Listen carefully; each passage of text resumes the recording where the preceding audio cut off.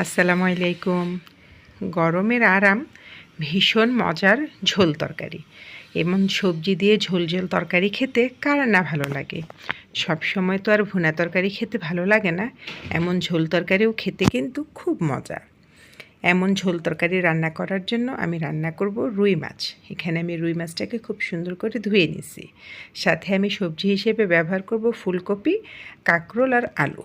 একটা টমেটোও দিব অবশ্য। ফুলকপিটাকে আমি কেটে লবণ পানিতে ভেজিয়ে রাখছিলাম যেন ভিতরের সব পোকা টোকা থাকলে সব বের হয়ে যায়। এখানে আমি কাঁকরোল আর আলুটাকেও কেটে একদম ধুয়ে নিছি। আমার রান্না করার জন্য মোটামুটি যা দরকার আর কি সবজি এবং মাছ রেডি। এখন আমি সরাসরি চলে যাব চুলায়। খুবই অল্প মশলা এই তরকারিটা রান্না করা হয়, খেতে কিন্তু আলহামদুলিল্লাহ অনেক বেশি মজা। এখানে আমি শুরুতেই আগে মাছটা তৈরি করে নিচ্ছি। যেহেতু আমি কাঁচা মাছ রান্না করব, মাছটাকে আমি ভাজবো না, তাই মাছটা একটু বেশি টেস্ট হওয়ার জন্য এখানে আমি অল্প একটু হলুদের গুঁড়া, একটু মরিচের গুঁড়া, একটু লবণ আর ছোট্ট একটু লেবুর পিস দিয়ে, লেবুর রস দিয়ে ভালো করে মাছটাকে মাখায় নিলাম। মাছটাকে মেখে নিয়ে একপাশে রেখে দেবো 5 থেকে 7 মিনিটের জন্য। এর মাঝখানে চলে যাব আমি চুলায়। চুলায় প্যান বসাই দিয়ে আমি তেল গরম করে পেঁয়াজ কুচি দিয়ে দিলাম। পেঁয়াজটাকে ভেজে একদম মচমচা করব না, একদম নরম থাকা অবস্থাতেই আমি এখানে দিয়ে দিব রসুন বাটা। বাটা মশলার ভিতরে একমাত্র আমি রসুন বাটাটাই ব্যবহার করব। এই তরকারিটা কিন্তু খুবই অল্প মশলায় রান্না করা হয়, কিন্তু কষানোর মাধ্যমে এই তরকারিটার টেস্ট বের হয়ে আসে। যাই হোক, রসুন পেঁয়াজটা আমি একটু ভেজে নেওয়ার পরে একটু পানি দিয়ে এখন আমি সব ধরনের গুঁড়া মশলা দিয়ে দিতেছি। গুঁড়া মশলা হিসেবে এখানে আমি হলুদের গুঁড়া, মরিচের গুঁড়া, ধনিয়ার গুঁড়া ব্যবহার করছি। আর কতটুকু এসব ব্যবহার করলাম সেটা আমি বলি না, কারণ আমি আমার টেস্ট মতো এসব ব্যবহার করি। মশলাটা একটু পানি দিয়ে ভালো করে কষায় নিতেছিলাম, লবণও দিয়ে দিছি সাথে। এখন মশলা কষানো হয়ে গেছে, এখন আমি আগে থেকে রেডি করা যে মাছটা ছিল সেই মাছটাও দিয়ে দিছি। মাছটাকে প্রথমে 30 সেকেন্ড ঢাকনা দিয়ে ঢেকে একটা পাশ ভালো করে হয়ে নিছি আর কি মশলার সাথে। পানি কিন্তু আমি তখনও দিই নেই।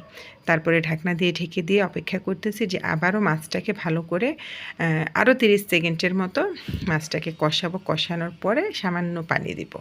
এই যে দেখেন আমার মাছটা কিন্তু খুব সুন্দর এপিট ওপিট 2 পাশ কষানো হয়ে গেছে। মশলার ভিতরে আমি এখনও কিন্তু কোনো ধরনের পানি ব্যবহার করি নাই মাছটা কষানোর জন্য। এখন আমি মোটামুটি পরিমাণে সামান্য একটু পানি দিব। পানি দিয়ে ঢেকে মাছটাকে কষাবো আরও 2 থেকে 3 মিনিট। মাছটা আমার কষানো যখন হয়ে যাবে তখন আমি এই কষানো মাছটা মশলা থেকে মাছগুলোকে উঠায় ফেলবো। এই যে দেখেন আমি মাছগুলোকে তুলে ফেলছি। এখন সেই কষানো মশলাটার ভিতরে দিয়ে দিব আমি সবজিগুলো, যেটা আমি আগে থেকে কেটে ধুয়ে রাখছিলাম। মাছ উঠানোর পরে যে মশলাটা, সেই মশলার ভিতরে সবজিটা দিয়ে ভালো করে আমি আমার মশলার সাথে যখন সবজিটা খুব সুন্দর করে কষানো হবে তখন আমি এখানে অল্প একটু, প্রায় ধরেন আধা মগ বা আধা মগের চেয়ে একটু বেশি পানি দিয়ে এই সবজিটাকে একটু সেদ্ধ করে নেব। সবজিটাকে একটু ভালো করে সেদ্ধ করে নেব, ঢাকনা দিয়ে ঢেকে রেখে দেব। এই যে দেখেন আমার সবজিটার পানিটা যখন অনেকটা শুকিয়ে গেছে তখন আমি কি করব, আগে থেকে কষায় রাখা মাছটা দিয়ে দিলাম। এই মাছটা দিয়ে আবার আমি ঢাকনা দিয়ে ঢেকে রেখে দেব আরও 2 মিনিটের মতো।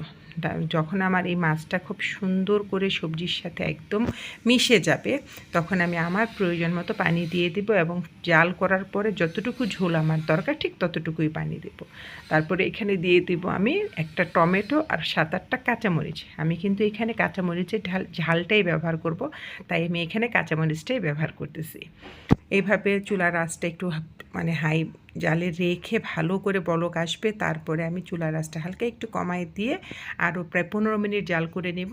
নামানোর আগে দিয়ে দেবো আমি ধনিয়া পাতা। তৈরি হয়ে গেল আমার ভীষণ ভীষণ ভীষণ মজার তরকারি, এই ঝোল তরকারিটা। আপনারা বাসায় এইভাবে সবজি দিয়ে মাছ রান্না করে খাবেন, আশা করি ভালো লাগবে।